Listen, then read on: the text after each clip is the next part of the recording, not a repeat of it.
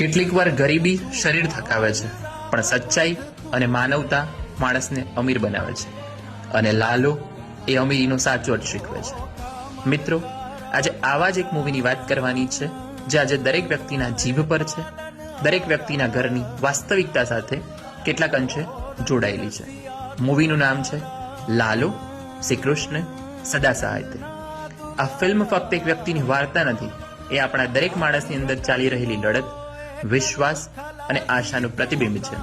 ક્યારેક આપણે પણ લાલો જેવી સ્થિતિમાં હોઈએ છીએ, કોઈને કહ્યા વગર લડી રહેલા, કોઈને બતાવ્યા વગર સહન કરી રહેલા અને કોઈને દોષારોપણ કર્યા વગર આગળ વધતા રહેલા. લાલો આપણને શીખવે છે કે પરિસ્થિતિઓ ગરીબ હોઈ શકે, પરંતુ મન ક્યારેય ગરીબ ન થાય.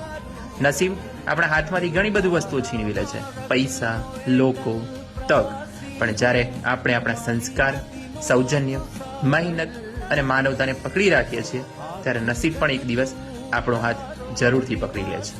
લાલોની સફરમાં જોઈએ તો બહારના અવાજો કરતા અંદરનો અવાજ વધુ મહત્વનો છે.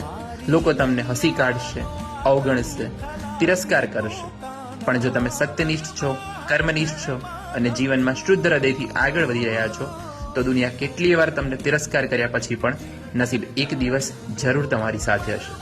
આપણે ઘણીવાર મોટી સફળતાને જ સફળતા ગણીએ છીએ, પણ લાલો આપણને શીખવે છે કે નાનકડી ઈમાનદારી, નાનકડી મદદ, નાનકડી આશા આ જ સૌથી મોટી સફળતા છે.